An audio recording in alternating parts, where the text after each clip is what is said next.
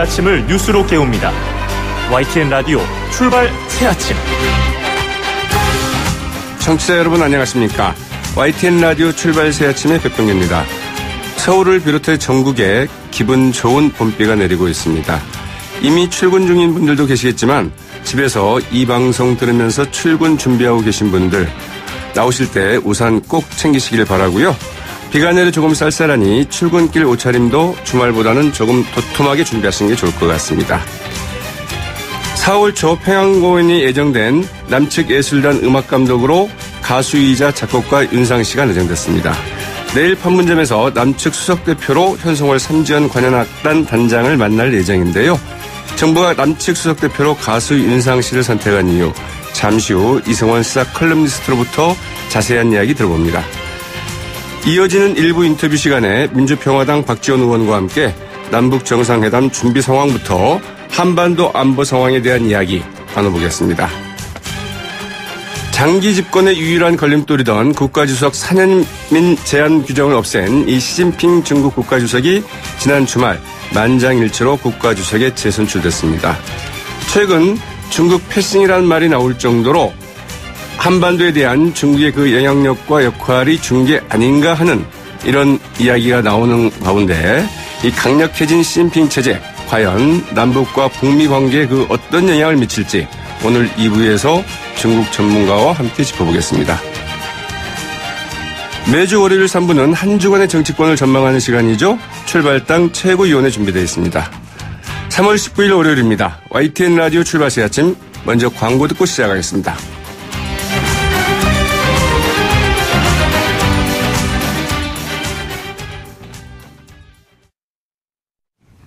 지금까지 들어온 뉴스 이승원 시사 컬럼니스트와 함께 짚어드립니다. 안녕하십니까? 네, 안녕하세요. 휴일 잘 쉬셨습니까? 네, 적당히 잘 쉬었습니다. 네, 이명박 전 대통령은 잘 쉬지는 못했을 것 같아요. 아마 밤잠을 설치셨겠죠. 네. 빠르면 오늘 구속영장이 청구될 수도 있다고요? 그렇습니다. 문무일 총장은 지난 16일 윤석열 서울중앙지검장으로부터 중간 수사 결과를 정식으로 보고받았습니다. 두 가지 안이 올라갔다고 하는데요. 구속영장을 청구하는 방안, 그리고 구속영장 청구 없이 불구속 기소해서 수사하는 방향, 이 두 가지입니다. 네. 일단 검찰을 내부 분위기도 그렇고요. 전반적인 법조계 관계자들은 현재 뇌물 혐의액만 110억 원대에 달하기 때문에 사안이 중대하다는 점, 그리고 대부분 혐의를 부인하고 있기 때문에 증거 인멸의 우려가 있다는 점, 그리고 다른 사람들, 공범들과의 어떤 형평성을 고려해서 영장을 청구하지 않을 명분을 찾기가 어렵다, 이렇게 지적을 하고 있습니다. 이때 다만 하나 어떤 장애가 있다면, 그렇죠. 지금 박근혜 전 대통령이 그렇죠. 영화의 몸이기 때문에 네. 좀 정치적으로 좀 부담이 되는데 이런 정치적인 요인을 제외한다면 당연히 구속수사 쪽으로 흐르는 것이 아닌가, 이런 관측이 나오고 있습니다. 네. 오늘 발표된 여러 가지 여론조사에서도 네. 이제 구속을 해야 되는 것 아니냐, 이런 여론이 상당히 높게 나왔다고 그랬죠. 하는데요. 그동안 몇 차례 여론조사가 있었는데 구속수사 쪽으로 일반적인 여론들은 굉장히 높았던 게 사실입니다. 혐의를 부인한 게 어쨌든 구속영장 청구의 결정적인 이유가 되겠군요. 그렇죠. 만약에 시인을 하면은 증거인멸 우려가 없다고 볼 수 있는데 그렇죠. 부인을 하고 있기 때문에 네. 이런 부분들이 주요 결정하는 데 요인으로 작용할 것으로 보입니다. 네. 우리 예술단이 평양 공연을 위한 남북 실무 접촉, 이제 오늘 열리는데 이 판문점 북측 지역 그 통일각에서 열린다고 하죠? 20일 판문점 북측 지역 통일각에서 개최가 됩니다. 통일부가 어제 공식적으로 발표를 했는데요. 우리 측은 예술단 음악감독으로 내정된 작곡가 윤상 씨를 비롯해서 통일부 그리고 청와대 관계자들이 회담 대표단으로 구성됐다고 밝혔습니다. 윤상 씨 아시죠? 유명한 네. 작곡가이자 대중 가수인데 이런 이력을 가진 인물이 이렇게 남북 접촉에서 수석 대표로 나선 것은 처음입니다. 그러게요. 굉장히 좀 이례적인데 굉장히 좀 잘된 선택이 아닌가, 저 개인적으로 그런 생각이 들고요. 일단 통일부 당국자는요, 윤 씨가 수석 대표라고 정확하게 얘기를 했고, 이 평양 공연을 대중음악 중심으로 구성하려고 하는데 아무래도 윤상 씨가 적임자라고 판단을 했다, 이렇게 얘기를 했습니다. 네. 상대방에서 나오는 사람 역시 현송월 삼지연 관현악단입니다. 악단 단장입니다. 지난 평창 동계올림픽 때 우리 사전 점검담을 이끌고 우리 쪽에 방남하지 않았습니까? 그리고 직접 공연도 했었는데요. 네. 이번에 때문에 윤상 씨와 현송월 씨가 만나서 어떤 얘기들이 오갈지 참으로 궁금하고요. 일단 북한은 앞서서 대북 특별사절단이 방북했을 때 우리 태권도 시범단과 예술단의 평양 방문을 초청한 바가 있었습니다. 네. 4월 초에 가게 되는 거죠? 일단 공연 시점은 4월 초로 추진한다는 게 우리 정부의 입장입니다. 네. 네. 내일 열리는 실무 접촉 회의에서 이제 여러 가지가 논의가 되겠군요. 네, 그렇습니다. 북한 리용호 외무상이 지난 15일과 17일 사이 이 스웨덴 스톡홀름을 이제 방문했는데요. 어제는 최강일 북한 외무성 북아메리카국 부국장이죠. 네. 핀란드 헬싱키로 갔습니다. 네, 이미 헬싱키 도착했다라는 보도가 오늘 오전에 나왔는데요. 리용호 외무상이 스웨덴을 방문할 때 양자 간 외무장관 회담이 사실은 공식적인 이유였습니다. 그럼에도 스웨덴이 미국의 대북 창구 역할을 해오지 않았습니까? 왜냐하면 북한과 미국 간의 교류가 없기 때문에 스웨덴을 중간에 끼고 항상 북미 간의 대화가 있었는데 네. 바로 이렇기 때문에 북미 접촉을 위한 방문으로 이해가 됐던 게 사실입니다. 일단 북한과 스웨덴 외교장관 회담 이후에 스웨덴 외교부는 이런 입장을 밝혔습니다. 이 분쟁을 평화적인 해결에 이르게 하려고 계속되어 온 외교적 노력과 관련해서 기회와 도전에 대해서 논의했다. 굉장히 네. 추상적인 언급인데 어쨌든 뭐 전반적인 분위기는 나쁘지 않았던 것 같고요. 네. 뭐 구체적인 내용은 밝히지 않았지만 이 정상회담을 앞두고 북한에 억류된 미국인들을 석방하는 문제 그리고 북미 정상회담 등에 대해서 깊은 내용이 오고 갔을 것으로 추정되고 있습니다. 네. 조금 전 말씀하신 이 북한 외무성의 최강일 부국장 같은 경우는 당초에 스웨덴으로 리용호 외상과 같이 갈 거라고 생각을 했었거든요. 그런데 네. 이제 베이징에 한 3박 4일 머물다가 어제 오전에 베이징에서 핀란드행 비행기에 탑승했다고 합니다. 현재 도착했는데 핀란드 헬싱키에서 이 반관 반민 우리 1.5 트랙 대화라고 주로 얘기를 하는데, 네. 그러니까 반은 공무원들이고 반은 민간인들인 거죠. 여러 가지 좀 대화가 오고 갈 것으로 보여집니다. 일단 일부 언론을 빌리면 캐슬린 스티븐스 전 주한 미국 대사나 네. 우리 쪽에서는 신각수 전 주일 대사가 참석할 것이 아닌가 이렇게 보도되고 있습니다. 네. 북미 간에는 그러나 이 스파이 채널이 직접 네. 가동되고 있다 이런 얘기도 나오고 있어요. 뭐 CIA 쪽과 연결되고 북한의 있다고 그 정찰 하는데 정국이죠? 그렇죠. 근데 어차피 CIA 그 국장이 지금 뭐 차기 국무장관으로 내정된 상황이기 그러니까요. 때문에 어색하진 않은 것 같습니다. 네. 문재인 대통령이 오는 22일 베트남 아랍에미리트 순방에 나서게 됐는데 그 전날인 21일 이제 개헌안을 발표만 하고 네. 발의는 조금 늦출 것이다. 이런 예측 보도들이 나오고 있네요. 뭐 지난주까지만 해도 청와대가 개헌안 발의 시점을 21일로 잠정 결정했다 이런 얘기들이 나왔었는데요. 네. 민주당 우원식 원내대표가 발의 시점을 26일로 연기해 줄 것을 요청한 데 따른 것으로 보입니다. 이 26일이라는 그 날짜가 왜 나왔냐면 이 국회에서 수기하는 기간이 60일이 필요하고요. 네. 또 국민투표 공고일이 한 18일 정도가 필요합니다. 그래서 이제 역산을 해보면 이 날짜가 일종의 마지노선이라는 게 지금 더불어민주당의 설명인데요. 네. 관련해서 청와대 고위 관계자는 기자들과 어제 만났습니다. 대통령 개헌안이 곧 확정되면 곧바로 발의하는 게 아니라 국민에게 개헌안의 내용을 설명하고 홍보하는 절차가 필요하다고 얘기를 했습니다. 네. 그러면서 20일 해외 순방 이전에 공식적인 발표가 있고 순방이 끝난 뒤에 발의하는 방안이 검토될 수 있다고 얘기를 했습니다. 네. 뭐 순방 일정을 종료하는 시점으로 하면 한 28일 정도가 되는데 그렇게 보면은 조금 늦은 거예요. 그러니까 네, 26일 그렇죠. 일종의 마지노선이라고 생각한다면 그래서 뭐 26일 날 해외에서 전자 결제라도 가능하긴 하지만 좀 모양새가 안 좋다 이런 의견들이 나와서 네. 어떻게 될지는 좀 더 검토를 해봐야 될 것 같습니다. 개헌 문제는 잠시 후 민주평화당 박지원 의원 연결해 좀 자세히 이야기 들어보도록 하겠습니다. 네. 지방선거 얼마 남지 않았는데요. 네.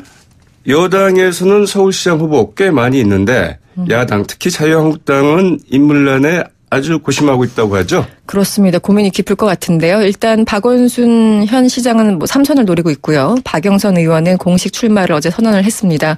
우상호 의원은 이미 출마를 선언한 바가 있었는데요. 더불어서 이제 당초 정봉주 전 의원 같은 경우는 복당을 하려고 뭐 굉장히 좀 노력하지 않았습니까? 네. 그런데 이제 민주당에서 부담스러웠는지 복당 그 심의를 연기하고 있는 그런 상황입니다. 오늘 결과를 발표할 것 같다고 그래요? 오늘 중으로. 네. 근데 이거 자체가 또 연기될 수 있다는 얘기도 있고 네. 좀 설왕설래가 있는데요. 지켜봐야 되겠군요. 네네. 그래서 일단 민주당 소속으로는 3명 정도가 확실하게 나온 거고요. 자유한국당 같은 경우는 말씀하신 것처럼 상당한 인물난이 있습니다. 이 기존에 언급됐던 사람들이 줄줄이 불출마하겠다 이렇게 선언하지 않았습니까? 네. 그리고 지난주에 이름이 거론됐었던 이석연 전 법제처장도 불출마하겠다고 얘기를 했습니다. 네. 그래서 한국당 입장에서는 상당히 고민이 깊어지는 상황이고요. 바른미래당 같은 경우는 안철수 전 대표를 강력하게 압박하고 있는데 아직 본인은 뚜렷한 입장을 발표하지 않고 있고요. 어제 인재 영입위원장으로 이 공식 당무에 첫 복귀한 뒤에 기자간담회를 가졌는데 네. 이 당 전체로 봐서 인재 영입에 당분간 집중하겠다. 이렇게까지만 말을 하고 서울시장 출마 자체에 대해서는 말을 아꼈다고 합니다. 네. 네. 지켜봐야 되겠군요. 네. 오늘 말씀 고맙습니다. 네, 고맙습니다. 지금까지 이성원 시사 칼럼니스트였습니다.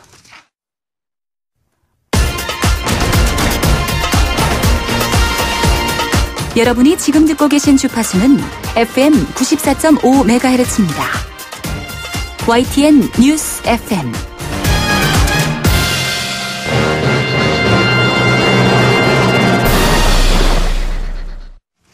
앞서 예고해드린 대로 오늘 1부에서는 민주평화당 박지원 의원 연결해 한반도 안보 문제를 비롯해서 정치권의 이슈 자세히 이야기 나눠보겠습니다. 의원님 안녕하십니까? 네, 안녕하세요. 박지원입니다. 네, 지난주에 트럼프 대통령이 무역협상에 대해서 언급하면서 주한미군 철수를 시사하는 듯한 발언을 했다 해서 상당히 파문이 있었거든요. 물론 이제 그 백악관에서는 바로 그런 취지는 아니다 이렇게 거둬들이기는 했는데 그럼에도 불구하고 트럼프 미 대통령의 속내가 도대체 뭐냐? 어떻게 보시는지요? 글쎄요, 트럼프 대통령께서 미주리에서 열린 정치자금 모금 만찬에서 한국에 대한 압박의 수단으로 그런 말씀을 하신 것으로 보도가 됐습니다만은 네. 방금 말씀하신 대로 금세 취소됐고 또 주한미군 철수 문제는 북한과의 관계도 있습니다. 네. 그렇기 때문에 저는 어떠한 경우에도 주한미군이 미국 자신의 이익을 위해서도 한반도에서 철수하지 않는다. 그래서 일종의 해프닝으로 보고 있습니다. 네. 해프닝이긴 하지만 일종의 엄포용 아니었을까요? 그렇죠.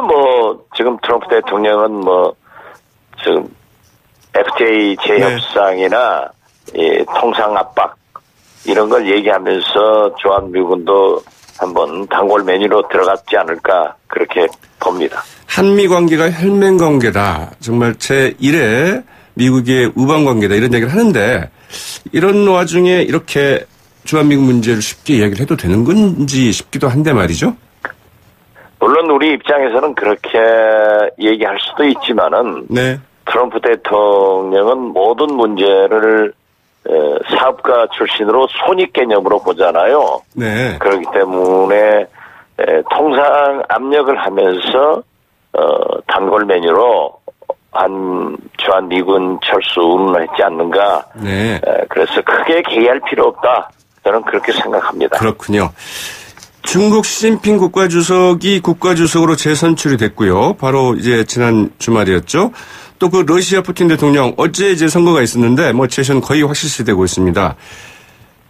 우리 한반도를 둘러싼 이 주변 환경이 좀 크게 바뀌고 있고 굉장히 그 강력한 중국과 러시아의 지도자 주석과 이제 연임하는 대통령이 이제 나타나게 되는데 자 이런 상황을 우리가 어떻게 봐야 될까요? 글쎄 우리 주변 사국들의 사강에 의거해서 항상 우리 외교는 지배되는데요. 중국 시진핑 주석은 이제 황제로 또 푸틴 대통령은 차르 이렇게 표현하고 있습니다만은 어떻게 됐든 장기 집권을 하고 있고 특히 중국의 일종의 우리 표현대로 하면 삼선 개헌에 대해서 미국 같은 데서도 아무런 얘기를 하지 않고 있는 거 보면은 무엇인가 좀 느낌이 썩 좋지는 않습니다. 네. 그렇지만은 그러한 국가의 지도자들에 대해서 우리가 섣불리 얘기할 수는 없지 않을까 이렇게 생각합니다. 네, 미국의 대중 견제 또 러시아와 그 서방과의 관계가 안 좋잖아요. 이게 오히려 푸틴의 사연임을 돕고 중국에서도 이 시진핑 주석의 권력 집중에 배경이 되고 있다고 보고 있는 이런 시각도 꽤 적지 않은 것 같아요. 글쎄요, 뭐 최근에 보면은 중국과 러시아가 특히 시진핑, 푸틴이 급격하게 가까워짐으로써 이것은 어떤 의미에서 보면은 미국과 일본이 아주 긴밀한 관계를 유지하니까 또 하나의 힘이 되길 아닌가 이런 생각을 하면서 그 사이에 끼어 있는 우리 한반도도 특히 문재인 대통령의 외교가 가장 중요한 업무로 타오르고 있다 이렇게 봅니다. 앞서 주변국의 상황이 썩 좋지 않다 돌아가는 게 이렇게 말씀을 하셨는데 이게 혹시 북미 정상회담에 좋지 않은 영향을 주지 않겠는가 이런 우려가 있으신지요? 그러하진 북미 정상회담에는 하지 않을 겁니다. 왜냐하면은 중국이나 러시아나 공이 북한의 핵무장을 바라지 않고 있거든요. 네. 사실 중국이 가장 북한의 비핵화를 바라는 나라이기 때문에 그 북미 정상회담, 특히 비핵화를 위한 그러한 회담에는 저는 오히려 긍정적으로 미칠 수 있다 그렇게 봅니다. 네. 개헌 이야기 해보겠습니다. 민주당의 우원식 원내대표가 청와대에 26일까지 개헌안 발의를 미뤄달라 이렇게 요청을 했고요. 청와대, 문재인 대통령도 아마 긍정적으로 이제 검토를 하고 있는 것 같아요. 어떻게 이렇게 되면은 국회 내에서의 어떤 개헌 논의가 탄력을 받을 수 있을까요? 국회 개헌은 제왕적 대통령의 권한을 분산시키자고 하는 분권형 개헌을 모두 정치권에서 국민들도 원했습니다. 네. 그렇지만은 지금 현재 문재인 대통령께서 4년 중임제, 대통령 중심제로 개헌을 발의하겠다라고 하는 것은 국회와 국민의 의사를 잘못 생각하고 계시는 거다. 저는 이렇게 평가를 합니다. 네. 그래서 국회에서 개헌을 합의해라. 하지만은 이해관계가 있기 때문에 특히 한국당에서 무리한 요구를 하고 있기 때문에 이 합의가 되지 않으니까 대통령이 한다라고 하는 것은 좀 지나친 것 같습니다. 그래서 민주당에서도 일단 26일 이후로 해달라 하고 요구를 했지만은 민주당도 대통령의 말씀에 지시에 따라서 대통령 4년 중임제를 요구한다고 하면은 개헌은 참으로 이루어지기 힘들 겁니다. 네. 그렇다면 박지원 의원께서 생각하시는 대안은 뭐가 있을까요? 저는 처음부터 그랬습니다. 국회가 합의가 되지 않으면은 대통령께서 직접 개헌안을 발의하는 것도 좋다. 그렇지만은 국회에서 국민들이 바라는 물론 뭐 어떤 여론조사는 4년 중임제를 뭐 60, 70% 국민들이 선호하고 있다. 이런 것을 청와대나 민주당에서 얘기를 하고 있지만은 그러나 우리가 87년 체제 종식 즉 촛불혁명의 진정한 개혁은 분권형 개헌이라고 생각하기 때문에 분권형 개헌을 하는 것이 좋다. 이원 집정제이건 내각제이건 그것은 국회에서 좀 논의할 수 있지 않겠는가 이런 생각을 합니다. 네. 그러나 그 내각제에 대해서는 국민 여론이 너무 안 좋게 나오는 것 같습니다. 그렇습니다. 저도 뭐 개인적으로 내각제는 좀 아무래도 정경유착의 위험 등 여러 가지 사정이 있기 때문에 대통령은 국민이 직선제로 뽑고 국무총리는 국회에서 선출하는 방식. 그러한 방법을 선호하고 있습니다. 네. 자, 이제 국회에서 개헌안에 대한 논의가 이루어질 수 있겠느냐가 문제일 것 같은데 87년 바로 그것이 문제입니다. 87년 당시에 이 8인 정치회담이 주 역할을 했고 그때 이제 상당히 좀 역할을 하신 거 이렇게 알고 있는데 이번에도 뭐 제2의 뭐 8인 회의 이런 게 좀 필요하지 않을까 싶기도 한데요. 글쎄요, 아무래도 지금 현재 개헌 화두를 대통령께서 개헌을 발의하겠다 하고 하니까 완전히 물 위로 올라왔습니다만은 네. 국회에서 여러 가지 의견을 합의하는 것이 좋습니다. 그렇지만 현재의 국회 구도로 볼 때 과연 합의가 되겠는가? 네. 그런다면 또 한 번 개헌의 시기를 놓치는 경우가 있기 때문에 문재인 대통령께서는 당신께서 공약을 해서 네. 어떠한 경우에도 사실 지난 대통령 선거에서 네 후보가 전부 다 6월 지방선거와 함께 국민투표를 하자 이런 공약을 했기 때문에 네. 그러한 것으로 알고 있습니다만은 어떻게 됐든 그때의 요구와 조금 달라진 게 있기 때문에 네. 상당히 어렵지 않을까 저는 그렇게 봅니다. 그래요. 지금 민주평화당과 공동교섭단체를 추진하고 있는 정의당, 이 심상정 전 대표죠. 한국당이 개헌에 확고한 의사를 표명한다면 국민투표 시기를 6월 이후로 연기하는 데 협력할 수 있다. 이렇게 이야기를 했는데 박지원 의원께서도 같은 생각이십니까?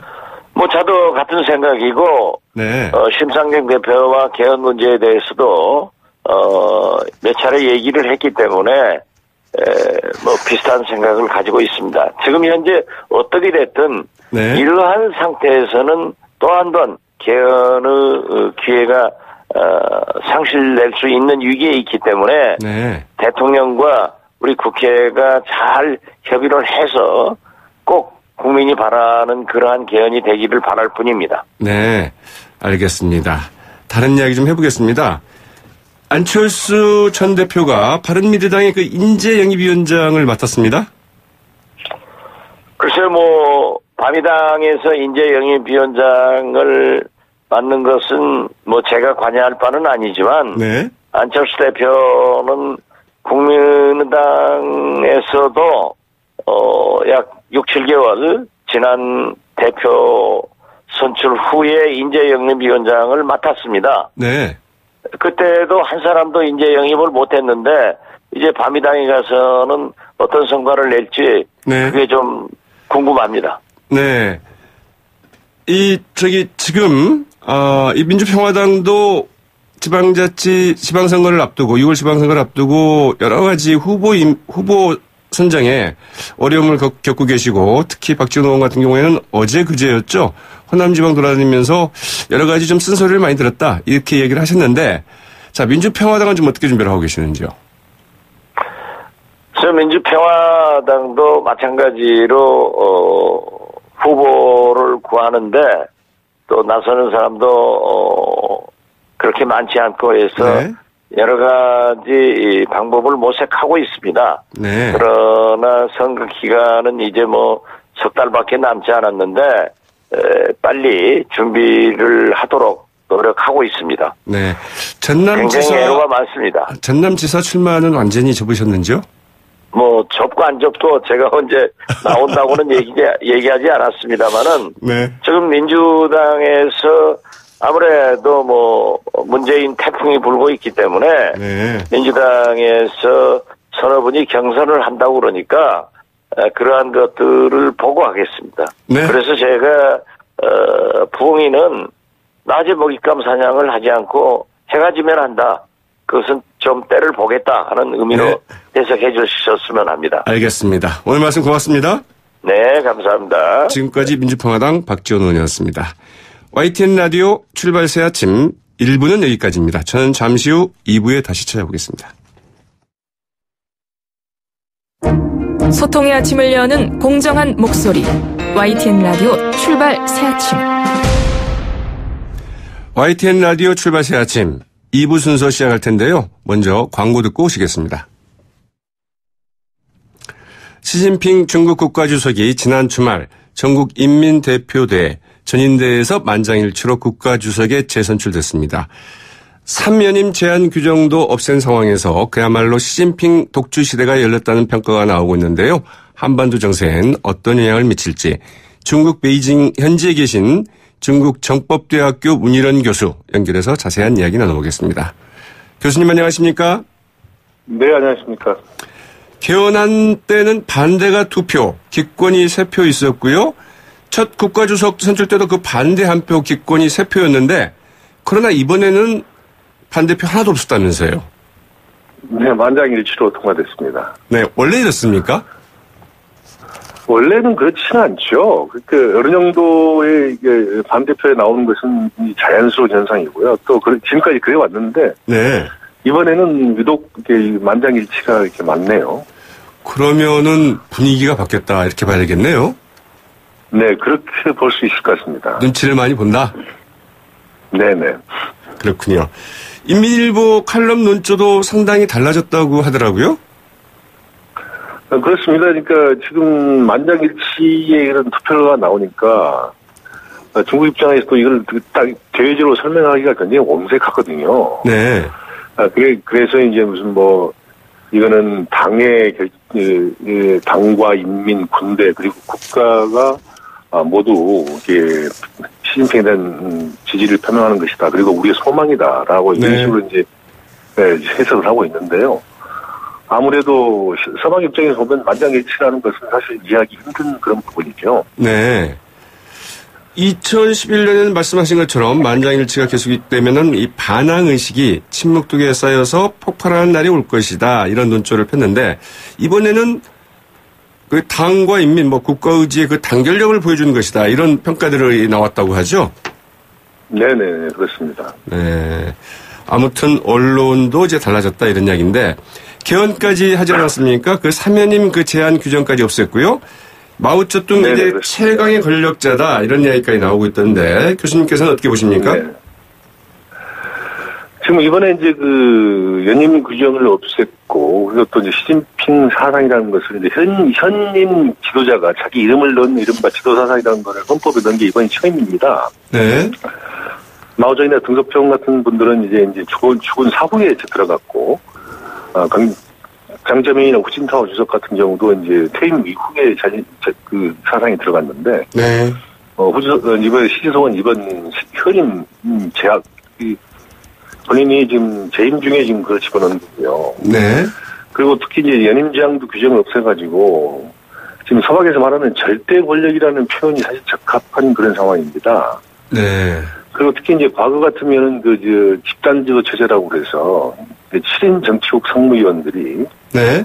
서열과 직책에 상관없이 의사결정 과정에서는 동등한 한 표를 행사를 했거든요. 네. 근데 지금부터는 그게 이제 깨지고 시 주석이 우월적인 지위에서 국정 전반을 관리 지휘를 할 것으로 보이기 때문에 그런 점에서 본다면 사실 등소평이나 마오쩌둥과 같은 1인 천하 절대 권력, 그 반열에도 올라섰다고 보는 시각들이 많습니다. 네. 그렇다고 한다면 중국 지도부 내 권력 집단 내에서의 균형이 무너졌다고 볼 수도 있을 것 같은데요. 그 배경은 어떻게 봐야 될까요? 그 부분이 바로 이제 큰 논란이 되는 부분이고 많은 의견들이 나오고 있습니다. 네. 대충 지금까지 나온 상황을 종합을 해보면 4가지 정도의 그 공통된 요소가 있는데요. 네. 첫째는 이제 그 시대적 상황이 강한 리더십을 요구한다는 겁니다. 미국의 도전 국내적으로 네. 이제 국내적으로 중국 경제의 성장세가 꺾이고 있고, 네. 대외적으로는 이제 미국이 중국을 강력하게 견제하는 그런 상황이 바로 위기 상황이기 때문에 중국에도 강력한 리더가 필요하다는 그런 시대적 상황이 있다 이런 거고요. 네. 두 번째는 이제 지난 5년간 반부패 사장 작업을 해오지 않았습니까? 그렇죠. 그 과정에서 이제 주로 정적 반대 세력과 특히 이제 군부 내에 있는 반대 세력들을 제거한 것이 주요했다라고 이제 보는 시각도 있고요. 네. 세 번째로는 이게 시석의 중국 내 실질적인 최고 의사결정 기관인 그 중앙영도소조라고 있는데요. 네. 그 중앙영도소조의 절반 이상을 본인이 맡았습니다. 아, 예. 그래서 실권을 장악을 했다. 미리부터 실권을 장악했다는 그런 이야기도 있고요. 네. 이제 마지막으로 드는 게 이제 그 전임 지도자에 대한 정치적 부채가 없다. 다시 말씀드리면 장저민 주석이나 그 후진타오 주석 같은 경우는 덩사오핑이 지명을 했는데, 예. 시 주석은 그런 지명 없이 자력으로 올랐다. 그래서 정치적 부채가 없이 이렇게 큰 권력을 행사할 수 있다. 그런 분석들이 나오고 있습니다. 네. 아무래도 여론의 향방이 중요하지 않을까 싶은데요. 중국 내 여론의 흐름은 어떻게 나타나고 있습니까? 민심이라고 할까요? 중국 내에서는 네네네. 그 중국 내에서는 반대 여론이라는 게 사실 있을 수가 없습니다. 왜냐하면 네. 워낙 권력이 고도로 집중되어 있는 처제이기 때문에. 그렇지만 이제 당 원로들을 비롯해서 이제 학계나 문화계 그리고 언론계 등이 이제 주축이 돼가지고 네. 반대 의견을 표출하는 것으로 홍콩 언론들은 보도를 하고 있습니다. 네. 또 이제 또 중국 당국에서 이제 SNS 상에서 여러 가지 단어들을 갖다 금지로 지정을 했는데요. 네. 이제 대표적으로 뭐 시진핑 장기 집권이라든가 뭐 시황제, 뭐 종신제, 뭐 시대역행 등등의 이런 이제 그 직설적인 표현은 물론이고, 네. 또 황제를 연상시키는 이른바 뭐 원세계라든가 뭐 연호라든가 만세 이런 등등의 단어도 이제 금지로 시정을 했습니다. 네. 그렇게 보면 바로 그게 밑바닥의 민심이 아니겠느냐 하는 그런 지적들이 여기저기서 나오고 있습니다. 그만큼 그 문제에 대해서 민감하게 생각하고 있다 이렇게 볼 수도 있겠군요. 그렇습니다. 네. 자, 17일 날이었죠. 그 전국 인민대표대회에서 가장 주목을 받았던 게 화려하게 복귀한 시진핑 주석이 뭐 오른팔이다 이런 평가도 받고 있는 왕치산 전 중앙기율위원회 서기가 국가 부주석으로 선출되지 않았습니까? 네네. 퇴임한 상무위원의 그 복귀, 그동안의 전례를 찾기 힘든 일이라고 하던데요. 어떻게 봐야 될까요? 그 이제 직전 정권에서 사정 작업을 진두지휘했던 분 하면서 이렇게 시주석의 권력 기반을 공고히 하는 1등 공신이 바로 그 왕치산입니다. 해결사 역할을 했다고 하죠? 네. 그렇습니다. 이제 사정 작업을 했는데요. 그래서 68세 이상 고령자는 이제 상무위원에 들어갈 수 없도록 한 그 7상8하 그 규정 때문에 네. 이번에 물러났다가 시주석이 이제 국가 부주석으로 다시 재등용을 한 거거든요. 네. 근데 그만큼 왕치산의 역할이 좀 시주석 입장에서는 절실하다는 그런 방증인 거로 보고 있고요. 네. 그 왕치산은 그 미국 쪽 인사들과 관계가 굉장히 두껍기 때문에 지금 중국이 미국과 힘겨루기를 해야 하는 그런 상황입니까? 그래서 네. 시주석이 왕치산을 대미 외교를 진두지휘하는 그런 포석으로 사용하라는 거 아니냐 하는 그런 생각이 나오고 있습니다. 그렇군요. 저희 주변을 보면 러시아도 이제 푸틴 대통령의 그 사연임이 뭐 거의 확실시되고 있고요. 또 이 시진핑 중국 국가주석을 비롯해서 그야말로 그 스트롱맨들이 이제 권력을 잡고 있고 미국의 트럼프 대통령 역시 뭐 만만치 않은 이런 분 아니겠습니까? 그래서 한반도를 둘러싼 안보 문제를 두고 이러한 스트롱맨들이 집권한 우리 주변국 상황 어떻게 봐야 될까요? 저희들로서는 이제 기회이자 어떤 도전이라고 보이는 건데요. 네. 지금 이제 지금 중국으로 국한해서 말씀을 드리면 지금 이제 그 시주석 본인의 의사가 곧 정책으로 연결되는 그런 구조 아니겠습니까? 그래서 네. 그 본인의 방금 말씀하신 그 스트롱맨, 즉 개인적인 강한 성향이 그대로 외교 정책에 반영될 것으로 보이는 거고, 당장 이제 미국과의 정책에서 무역에 있어서 이제 뭐 무역전 같은 거를 강하게 대결하는 정책으로 나올 겁니다. 네. 특히 이제 그 한반도를 포함한 주변국 외교에서도 그동안의 그 평화유연 외교보다는 힘을 앞세운 그런 강화 외교를 내세울 가능성이 굉장히 많아서. 아, 그래요? 우리로서는 그에 대한 적절한 대책과 대응책을 마련하는 게 필요하다고 저는 생각하고 있습니다. 중국이 이 한반도 문제에 대해서 그 강압 외교로 나올 가능성이 많다 이렇게 말씀을 하셨는데 구체적으로 네네. 어떻게 나올 수 있을 거라고 보시는지요? 저도 이제 우선 기본적으로 보면 북중 관계의 문제에 있어서 그렇습니다. 그러니까 북중까지 예. 북한에 대해서는 계속 달래오고 중국한테 모욕을 줘도 중국이 참고 그래왔지만 네. 과연 앞으로 그 북한을 갖다 그런 식으로 대할 것인가 하는 것도 굉장히 관심입니다. 그러니까 특히 이제 북한을 바라보는 시각 자체가 굉장히 바뀌고 있고 네. 또 북한에 대한 평가도 이제 근본적으로 바뀌고 있기 때문에 시주석이 본인의 그 개인적 성향이 다시 거기다 가세한다 그러면 대북 정책에서 어떤 근본적인 변화가 올 수도 있을 거라고 저는 보고 있습니다. 네, 북중 간의 관계에 근본적인 변화가 있을 수 있다 이렇게 보고 계시는군요. 그렇다면 네네. 이 북중 정상회담 이야기가 나오고 있는데 그 부분은 어떻게 생각하십니까? 지금 북중 정상회담이라는 것은 중국이 그만큼 이제 이번 한미, 그러니까 남북한 그다음에 미국 3자 연쇄회담에 대한 그런 걱정과 우려를 갖다 투영하는 건데요. 추진을 한다고 하지만 이제 될지 여부는 두고 봐야 되는 건데 네.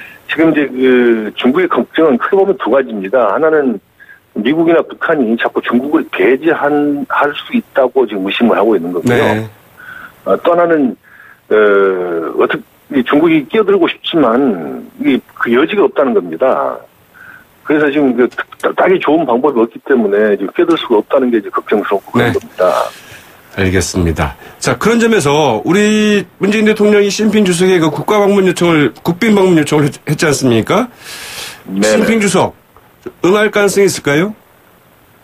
저는 올해 내 국빈 방문은 반드시 응한다고 봅니다. 왜냐하면 지금 그래요? 한반도 상황이 굉장히 급변하고 있기 때문에 중국으로서도 필요할 걸로 보고 있습니다. 네, 알겠습니다. 자, 오늘 말씀 고맙습니다. 네, 감사합니다. 지금까지 중국정법대학교 문일현 교수였습니다. YTN 라디오 출발 새 아침 2부 순서는 여기까지입니다. 저는 잠시 후 뉴스 듣고 3부에 다시 찾아오겠습니다.